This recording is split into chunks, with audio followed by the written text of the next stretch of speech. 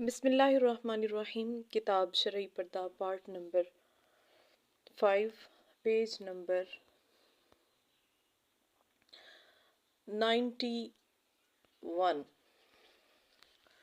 چنانچہ انقلاب لاہور جلد 3 نمبر 23 پر نقل کرتا ہوا لکھتا ہے، مرد میت کی ڈینگ مارنے والوں کا حال ملاحظہ ہو، جن کی حسین عورتیں قابل اور مردوں میت رکھنے والے شوہروں کی تلاش میں در بدر بھٹکتی پھرتی ہیں، مگر وہ شوہر نہیں ملتے جن میں رجولیت رہ گئی ہو، اسی لیے تا ہنوز ماری ماری پھرتی ہیں۔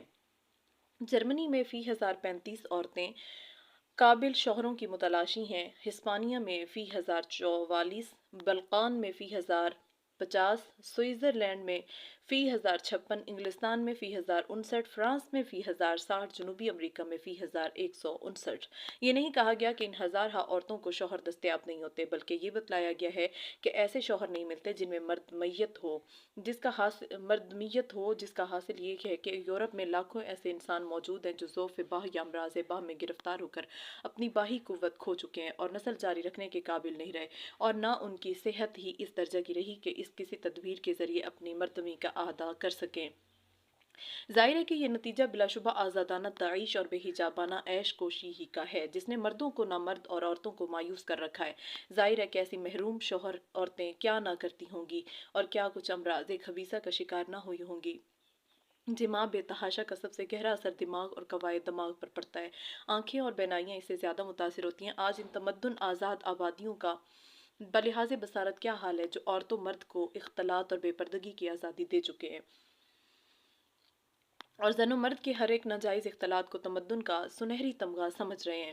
پانیر 26 جنوری 1930 لکھتا ہے، تازہ اعداد و شمار مظہر ہیں کہ آج سے 20 سال قبل برطانیہ عظمیٰ میں 50 لاکھ انسان اینک لگاتے ہیں، اس سال ان کی تعداد 80 اور 90 لاکھ تک پہنچ گئی ہے، گویا آبادی کے ہر 5 آدمیوں میں ایک اینک کا محتاج ہے۔ ضعیف البصروں کو روز بروز ترقی ہو رہی ہے۔ اخبار سچ 7 فروری 1930 بحوالہ تعلیمات اسلام۔ بعد کی دوسری رپورٹ یہ ہے، بالغ آدمیوں میں ہر 10 آدمیوں میں 4 ضرور اینک لگاتے ہیں اور 2 اور کو بھی لگانے کی ضرورت رہتی ہے، اور 45 برس کے بعد تو تقریباً ہر شخص اینک لگاتا ہے۔ اس پر ماہرین کا اتفاق ہے کہ برطانوی آبادی کی بصارت روز بروز ضعیف ہوتی جا رہی ہے، لیکن دنیا متمدن برطانیہ ہی میں اس باب میں سب سے مقدم نہیں ہے۔ جرمنی کا نمبر سب سے بڑا ہوا ہے، اور امریکہ میں ان ضعیف البصروں کی تعداد برطانیہ سے بھی زیادہ ہی ہے۔ اخبار سچ 14 فروری 1930 بحوالہ تعلیمات اسلام۔ پھر اس دماغی صحت کے فقدان کے سلسلہ میں ضعیف بصارت اور امراض چشم ہی کے اعداد و شمار قابل ذکر نہیں، بلکہ عام دماغی فطور اور دیوانگی میں اس سے بھی زائد یورپ کو ترقی کرنے کا موقع ملا ہے۔ نیوز آف ورلڈ لندن 7 اکتوبر 1928 رقم طراز ہے کہ فطور عقل و دماغ میں دیوانے مریضوں کی ترقی پچھلے 6 سال میں 25,470 سے کر کے 61,522 تک پہنچ گئی ہے، اور سال رواں کے شروع میں 13,82,093 تک ہو چکی ہے۔ یہ مقدار سال گزشتہ کے مقابلے میں 2403 زائد ہے۔ اخبار سچ 9 نومبر 1928 بحوالہ تعلیمات اسلام۔ پھر امراض باہ اور امراض دماغ ہی پر بس نہیں، بلکہ اس قومی ضعف و اہزال کے سبب ولادتوں میں جو انحطاط و تنزل پیدا ہوتا جا رہا ہے، اس سے اندازہ ہوتا ہے کہ دنیا کی ان متمدن آبادیوں مغربی ممالک نے اپنی آزادی اور عیاشی کی بدولت جسمانی تنزل اور ناکامی حیات میں جو ترقی کی ہے وہ بھی کچھ کم حیرت انگیز نہیں، اور جس طرح کوئی ایشیائی خطہ اس کا مقابلہ بے حیائی میں نہیں کر سکتا، اسی طرح بے حیائی کے نتائج میں بھی نہیں کر سکا۔ پانیر 26 جنوری 1930 لکھتا ہے کہ فرانس کی سرکاری کونسل چیمبر آف ڈیپٹیز کے ایک ممبر نے 29 نومبر کو اپنی مدلل و مفصل تقریر میں بیان کیا ہے کہ فرانس کی آبادی جس تیز رفتاری کے ساتھ گھٹ رہی ہے، اس کا لازمی نتیجہ یہ نکلتا ہے کہ کچھ روز کے بعد ملک میں نہ فوج کے لیے کوئی سپاہی ملے گا، نہ جہاز رانی کے لیے کوئی ملاح، اور نہ جوتنے کے لیے کوئی کاشتکار۔ اس تقریر کا حوالہ دے کر ایک اطالوی مضمون نگار لکھتا ہے کہ خود اطالیہ کا کیا حال ہے۔ 1929 میں जितनी वलादतें हुई वो 28 के मुकाबले में बकदर 29,000 कम है। अगर इसी शरह से आबादी घटती रही तो जो हाल इस वक्त फ्रांस का है वही बल्कि इससे बदतर इटली का होकर रहेगा। आगे चलकर फिर यही बाखबर मजमून निगार लिखता है कि अकेले इटली पर मौकूफ नहीं, फ्रांस और जर्मनी बल्कि यूरोप के सारे ही मगरबी इलाकों का यही हाल है कि देहात उजड़ते जाते हैं। देहात की सारी आबादी खिंच खिंच कर बड़े शहरों में चली आ रही है। यही शहरी आबादी इस नस्ली और कौमी खुदकशी में पेश पेश है। अखबार सच 14 फरवरी 1930 बहवाला तालीमात इस्लाम। फिर इस अयाशी और इसके नतीजे में पैदा शुदा अमराज ने जहां पैदाइशों की तादाद घटा दी है वहीं अमवात की तादाद बढ़ा दी। चुनाचा डेली एक्सप्रेस लंदन 28 अगस्त 1928 की इशात में लिखता है कि 1927 में बरतानिया की शरह पैदाइश फी हज़ार 616 यानी हर साल से कम रही और शरह अमवात फी हज़ार 312 यानी हर साल से ज्यादा रही। इंतहा यूरोप की बेहिजाबी और आज़ादी ने आखिर इन बेहिजाब मर्द औरत को कहाँ पहुँचाया है? क्या इसी कुव्वत और तवानाई की तरफ जिसके राग पर्दा शिकनों की तरफ से अलापे जाते हैं? अस्तगफिरुल्लाह, ये बेहिजाबी और घरों से आज़ाद बाशी औरत की सेहत को तो क्या दुरुस्त करती, मर्दों की सेहत को भी ले बैठी। नामर्दी का अलग जोर है, फतूर अक्लो दिमाग की अलग लाम बंदी है। ज़ोफ़े बसारत जुदा है जान में है, मौत का बाजार जुदा गरम है, मगर आंखों पर पट्टी बांधकर इस नफसानी ताइश पर ऊंधे पड़ने वाले अभी तक इसी का ढोल पीट रहे हैं कि औरत को पर्दा ने बीमारियों का शिकार कर रखा है। ला हौला वला कुव्वता इल्ला बिल्लाह। इधर बरतानवी हिंद में जब इस तमद्दुन ने अपना मनहूस साया डाला और ख्यालात में आज़ादी का तुख्म भी बोया गया तो इस अयाशाना तमद्दुन की बरकत से हिंदुस्तान भी बेबहरा न रहा। यहाँ से भी वो अगली सेहत और तंदुरुस्ती बतदरीज रुखसत होने लगी और ज़िंदगी से दूर होकर अमवात की तादाद तरक्की करने लगी। 1924 के एदाद शुमार बतलाते हैं कि हिंदुस्तान में मर्ज़ हैज़ा से मरने वाले 29,37,007, चीचक से मरने वाले 55,380, ताउन से 36,18,043, बुखार से 4,76,023 और दूसरी बीमारियों से 21,60,649 वगैरह वगैरह। अखबार सच फरवरी 1930 बहवाला तालीमात इस्लाम। रफ़ीक बाराबंकी 6 नवंबर 1930 लिखता है कि अब हिंदुस्तान की आबादी का औसत उम्र मर्दों का 22 साल और औरतों का 23 साल रह गया है। बहरहाल यूरोप ने दौरे बेहिजाबी में अगर सेहत और कुव्वत के लिहाज से कोई तरक्की की है तो ये कि कुव्वत मर्दी खो दी, दिलो दिमाग को बर्बाद कर दिया, बीनाइयाँ घटा दी, जुनून और फतूर अकल पैदा कर लिया और हिंदुस्तान ने जहाँ तक इसके नक्शे कदम का इत्तबा किया वहीं तक वो भी अपनी पिछली कुव्वतों का सरमाया खो बैठा। आज हस्पतालों की रौनक, दवाओं की बहतात, तबीजात का शुयू, डॉक्टरों की कसरत, दवाखानों का जोर, बीमारियों के बढ़ जाने और दुनिया के मरीजों नातवा हो जाने की खुली दलील है, जिसकी वजह सामान ताइश का बढ़ जाना, सामान रियाजत और जफाकशी का घट जाना है, जिसमें बहुत हद तक यही ज़ाहिरी और बातनी बेहिजाबियाँ मौसर हैं। बस ये दावे किसी तरह काबिल तस्लीम नहीं कि यूरोप की आज़ाद बेहिजाब पार्टियों की सेहतें आला पैमाने पर हैं। उनकी तकलीद से हिंदुस्तानियों की सेहत तरक्की कर सकती है, बल्कि किस्सा बरक्स है कि जिस हद तक हिंदुस्तान आम एशियाई ममालिक यूरोप के तमद्दुनी असरात से बचे हुए हैं, इसी हद तक इनकी ज़ाहिरी और बातनी कुव्वतें कायम हैं और आज भी कदीम वसाए एशियाई निस्बतन यूरोप से ज़्यादा सेहतमंद और कुव्वत के मालिक हैं। यूरोप और एशिया की फ़ौजें अब भी जब दोश बदोश खड़ी हो जाती हैं तो उमूमन पाला एशिया के हाथ रहता है। इनके बड़े बड़े मुद्दई पहलवान हिंदुस्तानी पहलवानों से जब कभी बरसरे पैकार हुए तो उमूमन मात ही खाकर गए। हालांकि ये उन्हीं एशियाई औरतों के सपूत हैं जो बकौल फरंगीत माआब तबकों के बीमारियों के सवारियां बनी हुई हैं। इस गए गुजरे दौर में यही एशिया की नीम मरीज औरतें खानादारी के मुतालिक जितनी मेहनत और मुशक्क़त बर्दाश्त कर सकती हैं और कर रही हैं, यूरोप की हट्टी कटी औरतें आज इस मज़ऊमा कुव्वत और शौकत पर इसका अशर अशीर भी बर्दाश्त नहीं कर सकती। इस किस्म के गलत नताइज लोग उनकी ज़ाहिरी शोखी और शंगी सड़कों और तफरीगाहों में बेहिजाबाना उछल कूद, जहालत और नखवत आमेज जुरत और जसारत और आज़ादी और आज़ाद रोशी को देख कर निकाल लेते हैं। हालांकि कुव्वत और सेहत और चीज़ है और इस किस्म की बेहिजाबियाँ और शोखियाँ और चीज़। साथ ही बड़ी वजह इस किस्म के ख्यालात कायम कर लेने की ये है कि इनकी हर बद से बदतर खसलत की पुष्ट पर शौकत व हुकूमत की नमूद है जो आमतन मफतू और गुलामी ज़दा कुलूब को मरूब कर लेती है। इनकी कमज़ोरियाँ दामन हुकूमत में छुपी होती हैं और मफतूहों की खुश अदाइयाँ भी गुलामी की बोसीदा और सड़ियल कुबा में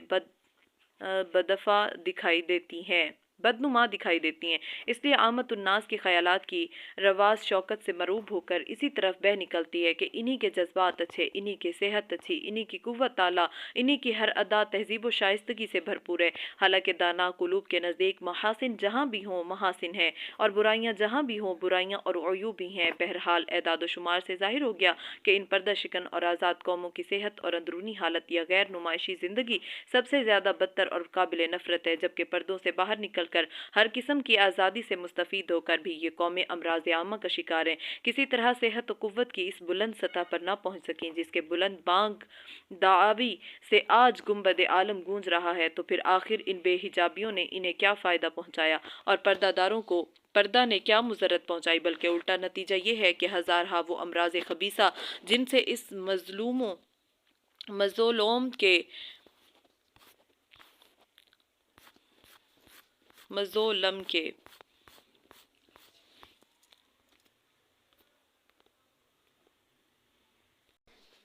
अगला पेज मिसिंग है, 100 पेज आगे। तीसरा एतराज़ और उसका जवाब, पेज नंबर 101।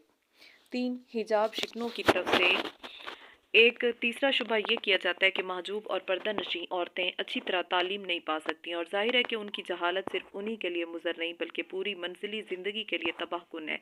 सवाल यह है कि पर्दा नशीनी का ज़माना तालीम का ज़माना ही कब है कि सवाल वाक़ई हो। पर्दा नशीनी की पूरी पाबंदी बुलूग या ज़्यादा से ज़्यादा मुराहकत के ज़माना से कराई जाती है। जाहिर है कि निस्वानी तालीम जो ज़रूरत की हद तक हो इससे पहले ही ख़त्म हो चुकती है, और शरीयत का अम्र भी यही है। इरशाद नबवी है, ताअल्लमू क़ब्ल अन तज़व्वदू, बड़े होने से पहले ही तालीम हासिल कर लो। दूसरा ये कि जो तालीम हिजाब शिकनी की मुक्तज़ा हो वो मतलूब ही कब है, और औरत के लिए मौजू और नफ़ा बख्श किस तरह हो सकती है जिसके लिए पर्दे को मुखल बतलाया जाए। अगर हिजाब शिकनी मुज़र सेहत, मुज़र मुआशरत और मुखरब अखलाक है और ज़रूर है जैसा कि शरन व नकलन तजुर्बतन मुशाहिदतन वाज़ेह हो चुका है, तो जो तालीम हिजाब शिकनी की मुतकाज़ी हो वो मुज़र और मुखरब पहले तस्लीम की जाएगी, इसलिए एक लम्हा को भी मतलूब न ठहर सकेगी। तीसरा ये कि इस उसूल पर जो पर्दा शिकनों की तरफ से पेश किया गया ये तस्लीम करना पड़ेगा कि जिस ज़माने में पर्दे की ज़्यादा रियायत की गई हो उस ज़माने में औरतों की जहालत भी पेश रही है। इसके बरक्स जिस ज़माने में हिजाब की गिरफ्त ढीली पड़ चुकी हो वही ज़माना औरतों की इल्मी तरक्की का होना चाहिए। हालांकि वाक़यात इसके खिलाफ शहादत दे रही हैं। बापर्दा औरतों में फजलो कमाल की बेहतात और इसकी चंद मिसालें। ज़माने नबूवत से पहले का दौर जो औरतों की इंतहाई बेहिजाबी और बेहयाई का दौर है, इस दर्जा जहालत और बरबरीत से लबरेज़ है कि इसका नाम ही दौर जहालत है। और जबकि ज़माने नबूवत में बतदरीज औरत को पर्दा नशीं बल्कि खाना नशीं कर दिया गया, तो इसी ज़माना की औरतों का इल्म आज बतौर ज़रबुल मिसल पुकारा जाता है। हत्ता कि उस दौर का नाम ही लिसान शरीयत पर खैरुल कुरून पुकारा गया। इसी तरह कुरून माबाद में जबकि हिजाब की ठीक वही पाबंदी थी जिसकी तफसीलात हमने अभी कुरान सुन्नत और कलाम फुकहा से पेश की है। औरतें इस दर्जा आलम फ़क़ीह हुईं और बकसरत हुईं कि हज़ारहा उलमा जो मर्द थे उनके इल्म व इरफान पर गब्ता करते थे। साहिब बदाए सनाए की बीवी अपने दौर में ऐसी फ़क़ीह समझी गई हैं कि एक दर्जे में फतवा का मदार उन पर हो गया था। इस फ़क़ीह खातून के बाप ने अपनी बेटी के फजलो कमाल को देख कर ऐलान किया था कि जो शख्स अपने मुमताज़ इल्म और रासिख तफक्को का सबूत देगा उससे लड़की की शादी की जाएगी। साहिब बदाए ने ऐलान पर किताब बदाए और सनाए तसनीफ़ करके पेश कराई जो साहबजादी के बाप को पसंद आई और निकाह कर दिया। फिर खामद बीवी के इल्म कमाल ने यहाँ तक कुलूब पर सिक्का जमाया कि इस ज़माने में कोई फतवा उस वक्त तक मोतबर न समझा जाता था कि जब तक उस पर साहिब बदाए उनकी अल्लामा बीवी और खुसर के दस्तखत न हो जाते थे। इमाम तहावी की साहबजादी वो तालीम रखती थीं कि इमाम ममदूह हदीस व फ़िक़ह का इमला भी उनके कलम से कराते थे। खुद बोलते और साहबजादी कलम बद करती रहती थीं। सईद इब्न मुसय्यब की आलमा साहबजादी के फजलो कमाल की तमाम इस्लामी कलम रू में शोहरत फैल गई। खलीफा वक्त ने निकाह का पैगाम दिया मगर नामंजूर हुआ। निकाह एक गरीब आलिम व फाजिल से हुआ। इन जैसी सैकड़ों आलिम व फाजिल ख़वातीन इस्लाम की सवाने उमर मुस्तकिल किताबों में दर्ज की गई हैं। फिर सहाबियात में कितनी ही वो ख़वातीन हैं जिनके फजलो कमाल को लिसाने नबूवत पर सराहा गया। एक हज़रत आयशा को ही हुजूर ने नबूवत के आधे इल्म का हामिल और अमी बतलाया है। क्या इन इल्म परवर ख़वातीन और इन जैसी दूसरी हज़ारहा काबिल ज़िक्र ख़वातीन ने अपना पर्दा फ़रोख्त करके इल्म की मता ख़रीद की थी? नहीं, बल्कि इमाम तहावी की तो वफ़ात का सबब ही इस साहबजादी का हिजाब व इन्फ़िआल हुआ है। साहबजादी से मसाइल फ़क़ीह का इमला करा रहे थे। इसमें बाज़ निस्वानी मसाइल का जिक्र आया जिसमें बाज़ मसाइल जिमा व मुबाशरत से मुतालिक थे, जिनमें यह लफ्ज़ भी इमला में आया कि इज़ा मुजामिउहुन्न यकूनु कज़ा, जब हम औरतों से जिमा करते हैं तो ऐसा होता है, मसलन गुस्ल वाजिब होता है वगैरह वगैरह। साहबजादी ने यह मसला लिखा और गैर इख्तियारी तौर पर कुछ हल्का सा शर्म आमेज तबस्सुम किया। इस पर इमाम तहावी की नज़र पड़ गई, बेहद मुनफ़ाइल हुए और इस इन्फ़ियाल से मगलूब होकर वफ़ात पा गए। ज़ाहिर है कि हयादार से हया की जाती है, इससे जहाँ इमाम मौसूफ़ की महजूबियत और पर्दादारी नुमायाँ होती है, वहीं साहबजादी की हया व इफ़्फ़त और पर्दादारी का भी सबूत फराहम होता है कि वो हिजाब की किस हद पर पहुंची हुई थी, जिसने बाप पर इन्फ़ियाल का ये गैर मामूली असर डाला कि वो जाँ बर न हो सके। इससे ऊपर के तबकात में अज़वाज मुतहरात, आम सहाबियात और फिर कुरून असलाफ की आम ख़वातीन अतकिया पर नज़र डालो। गौर करो कि आया उनके उलूम की गहराइयाँ ज़्यादा थीं जबकि पर्दा या हिजाब अपनी आला हुदूद पर पहुँचा हुआ था, या आज की मुस्लिम ख़वातीन उलूम व कमालात में बढ़ी हुई हैं जबकि हर नहज की बेहिजाबी और आज़ादी दिलो दिमाग में सरायत कर चुकी है। अगर तालीम में हिजाब हायल था तो हज़रत आयशा सिद्दीक़ा पर्दे में बैठकर और बिला किसी स्कूल या मदरसे में गए हुए इतनी ज़बरदस्त तालीमा कैसे हो गई कि बड़े बड़े उलमा सहाबा पसे पर्दा उनसे मसाइल हल करते थे। उलूम नबूवत का निस्फ हिस्सा उनके हिस्से में आ गया। हज़रत खदीजतुल कुबरा आरिफ मनसब नबूवत थीं, जिन्होंने अव्वल वही पर हुजूर के घबरा जाने पर आपको ढारस और तसल्ली दी, इलाज बताया कि ये मारिफत की बात है तो किसी आरिफ ही से उसका इलाज कराया जाए, तो वर्का इब्न नौफल के पास ले गईं। फिर दूसरी सहाबियात जिनमें एक से एक आला इल्म रखती थीं और बाद के कुरून में है, जैसे हज़रत राबिया बसरिया, राबिया अदविया वगैरह के उलमा और अफ़ा में आला मर्तबे रखती थीं, मशाहिर आरिफात में से थीं। आखिर वही पाकबाज औरतें थीं जो पर्दों में इफ़्फ़त के साथ खाना नशीन थी।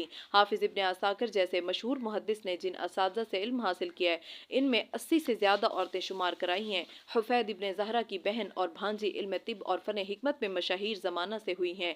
यज़ीद बिन हारून की लौंडी उनकी आखिर उम्र में जबकि वो ज़ाइफ़ुल बसर हो चुके थे, खुद कुतुब हदीस को याद करती, इंतखाब करती और अपने आका को हदीसों पर मुत्तले करती। इब्न सम्माक कूफ़ी मशहूर आलिम की लौंडी इनकी तकरीरों में इस्लाह दिया करती थीं और उन्होंने फ़न खताबत में अपनी बांदी ही से इस्तेफादा किया। हज़रत मुआज़ा अदविया सद्दीक़ा आयशा की शागिर्द हैं, मशहूर मरताज़ व नफ्स कश खातून गुजरी हैं। हज़रत फ़ातिमा निशापुरी ज़ुन्नून मिस्री के शयूख में से हैं जिनसे उन्होंने फैज़ उठाया। हज़रत राबिया शामिया उलूम मारिफत में मुशाहिदा के दर्जे पर पहुँच गई थीं। जिन्नात और हुरे उन्हीं आँखों से नज़र आते थे। हज़रत उम्मतुल जलील औलिया किबार से हैं, मशाइख़ वक्त मारिफत के मसाइल दकीका उनसे हल किया करते थे। आफ़ीरा आबिदा के पास उनके उलूम व कमालात और कुर्ब इलाही के सबब उब्बाद ज़नाना दुआ कराने के लिए हाजिर हुआ करते थे। हज़रत शावाना जैसी जलीलुल कद्र आलिम बातिन थी कि फ़ुज़ैल इब्न अयाज़ इनकी खिदमत में हाजिर हुआ करते और दुआ के ख्वाहिशमंद होते। आमना रमलिया मशहूर आरिफा हैं, बशर बिन हारिस और इमाम अहमद बिन हम्बल और इमाम उलूम उनसे न्याज़मंदाना पेश आकर दुआ के खासकार हुए। हज़रत सईदा नफीसा के जलालत कद्र के सबब इमाम शाफ़ी इनकी खिदमत में हाजिर हुआ करते। हज़रत सित्तुल मुलूक अपने ज़माना की मकबूल बारगाह हक थीं। बड़े बड़े उलमा मशाइख इनकी अज़मत करते, इस्तिफ़ादा के ख्वाहिशमंद रहते। ये बतौर नमूना इन चंद मशाहीर औरतों के अस्मा गिना दिए गए। इन जैसी हज़ारहा फ़ाज़िला आलिमा औरतें उम्मत के हर कर्न में पैदा हुईं, जिन्होंने अपने फ़ज़्ल कमाल में मर्दों की नौ को मात दे दी, जिनके लिए किताब सिफ़तुस सफ़वा में मुस्तकिल बाब रखा गया, जिसमें इन फ़ाज़िलात आलिमात की सवाने उम्रियाँ दर्ज की गई हैं। फिर फ़नून दीन ही नहीं, फ़नून असर व शायरी, अदबियात, बलागत, मानी में भी औरतें बड़ी बड़ी फ़ाज़िला गुजरी हैं। मुसम्मात नहानी जो वालदा शाह सुलेमान की मसाहिब ख़ास और हुस्न जमाल में बेनज़ीर थी, इस दर्जा की अदीब और शायरा थी कि उसने अपने निकाह की शर्त ही ये करार दी थी कि जो उसके ज़ैल के अदीबाना क़िता का जवाब लिख कर लाएगा वो उससे शादी कर लेगी। क़िता ये था: अज़ मर्दे बरहना रुए ज़रमी तलबम, मैं खाली हाथ मर्द से ज़र चाहती हूँ। दरखाना अनकबूत पर मैं तलबम, और मकड़ी के जाल में पर चाहती हूँ। मन अज दहने मार शुक्रमी तलबम, मैं सांप के मुंह से शकर चाहती हूँ। वज़ेशाए मादा शेर नरमी तलबम, और मच्छर की मादा शेरे नर चाहती हूँ। मर्दों से कोई शायर और फाजिल इसका जवाब न दे सका। एक सादुल्ला खां वजीर आगे आया जिसने इस किता का बरजस्ता जवाब दिया: इल्म अस्त बरहना जद के तहसील ज़र अस्त, इल्म खाली हाथ है जिससे ज़र हासिल होता है। तनखाना अनकबूत दिल बाल व पर अस्त, तनखा की मकड़ी का एक जाल है जिसकी कोई हकीकत नहीं। दिल उसके लिए पर और बाजू है जिससे परवाज करके अर्श तक जा पहुंचता है। ज़हर अस्त जफ़ाए इल्म व माना शुक्र अस्त, राह इल्म की मेहनत सांप का जहर है और इसकी मानवियत जो इसके अंदर मख्फी है शुक्र है जिससे रूह तक शीरीं हो जाती है।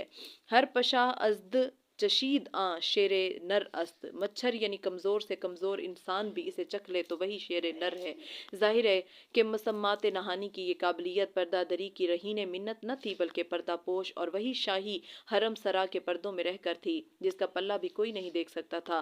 ریاض الفردوس میں 1 درجن ایسی فاضلہ عورتوں کے تذکرے ملتے ہیں جو فضلائے وقت تھیں اور مرد ان سے استفادہ کرتے تھے، مگر یہ سب کچھ اسی دور کی تاریخ ہے جو آج کی بے حیائی بے پردگی سے بہت دور تھا۔ ان تمام علوم و فنون میں صنف نازک نے اپنے پردے کو محفوظ رکھ کر ہی ترقی کی تھی۔ ایسی مثالیں بعد کے قرون میں بھی بکثرت ملتی ہیں جن میں پردہ کے تحفظ کے ساتھ علوم و فنون کی گرم بازاری رہی۔ ان کے یہ سارے علمی عملی کمالات معاذاللہ پردہ دری کے نتائج نہ تھے، بلکہ پردہ داری اور پاک دامنی کے ثمرات تھے، ہوا و ہوس کے نہیں بلکہ ہدا و تقویٰ کے۔ بس ان جیسی سدھا اور بے شمار فاضل و پاک باز عورتیں آخر پردے میں رہ کر کس طرح زیور علم سے آراستہ ہو گئیں، یا اگر فجوائے کریمہ وَاذْكُرْنَ مَا يُتْلَىٰ فِي بُيُوتِكُنَّ مِنْ آیاتِ اللہِ وَالْحِکْمَہ خانگی تعلیم مسلمان بچیوں کے لیے ناکافی ہوتی تو اس قدر کافی علم و معرفت اور فقہ ان جیسی ہستیوں کو کیسے میسر آ گیا۔ پس یہ دعویٰ محض ناواقفیت یا تعصب پر مبنی ہوگا کہ عورتوں کی موجودہ جہالت پردہ کی زخم خوردہ ہے، نہیں بلکہ مردوں کی جہالت و خود غرضی ان کی جہالت کا مبنی ہے۔ درحال یہ کہ ہندوستان کے یہ جاہل مرد کسی پر وہ حجاب کے پابند نہیں کیے گئے۔ اگر حجاب باعث جہالت ہے تو مردوں میں جہالت کیوں بڑھ رہی ہے؟ اگر بے حجابی باعث علم ہے تو آج کی عورتیں جہالت میں سرنام کیوں ہوتی جا رہی ہیں؟ تعلیم میں پردہ معین ہے اور بے پردگی مخل ہے۔ ہم تو ان واقعات سے اس نتیجے پر پہنچے ہیں کہ شاید عورتوں کے علوم کی فراوانی کا باعث یہ حجاب و پردہ ہی تھا۔ بے حجابی ان کمالات کی متحمل نہیں ہو سکتی تھی۔ جب سے پردہ اٹھ کر دلوں پر پڑ گیا ہے اور آنکھوں کی یکسوئی اور حیا باقی نہ رہی، جب ہی سے علمی ذہنیت بھی فنا ہو گئی۔ نبی صلی اللہ علیہ وسلم کا یہ فرمان مبارک کس قدر سچا اور واقعات پر منطبق ہے کہ جو شخص اجنبیہ عورت سے نگاہ بچائے، نگاہ کو روک لے، تو حق تعالیٰ اس کے قلب میں وہ علم و معرفت پیدا فرمائیں گے جو پہلے سے اسے حاصل نہ ہوگا۔ او کما قال، اس سے واضح ہے کہ علم کا راز عفت و پاک نگاہی میں مضمر ہے اور جہل و سفاہت بد نگاہی اور بے حیائی میں ہے جو بے پردگی اور بے حجابی کا ثمرہ ہے۔ چنانچہ یہ مبارک دور اگر خاتمہ حیا کا دور ہے تو یہی علمی ذہنیت کی فنا کا دور بھی ہے۔ اگر علم کی ترقی اخلاق فاضلہ، حیا و عفت، غیرت، تقویٰ، طہارت کی ترقی سے وابستہ ہے، آج کی پردہ شکنی نے براہ راست انہی اخلاق عفہ پر ایک ضرب کاری لگائی تو اس کا نتیجہ بھی علم و عرفان سے محرومی کی صورت میں نمایاں ہے۔ قرون سابقہ میں یہ اخلاق ترقی پر تھے اور اس لیے تھے کہ ان کی تحصیل و تکمیل کا ذریعہ یہ پردہ حجاب تھا جو اپنی حدود پر قائم تھا، تو علم معرفت کی بھی گرم بازاری تھی جو حیا و عفت اور خلق کے حسن کا ثمرہ تھا۔ علم کے اخلاق فاضلہ اور اعمال صالحہ سے نشو و نما پانے کے بارے میں امام شافعی کا کتاب کس قدر حکیمانہ ہے۔ انہوں نے امام وکیع سے سوء حفظ کی شکایت کی جس کا حاصل یہ تھا کہ علم دل میں نہیں ٹھہرتا، تو موصوف نے اس کا سبب معاصی کو قرار دیتے ہوئے جو بتایا ہے اسے امام شافعی نے اس کتاب میں قلم بند کیا ہے۔ شکوت الی وکیع سوء حفظی فأوصانی الی ترک المعاصی فإن العلم نور من الہ ونور اللہ لا یعطی للعاصی۔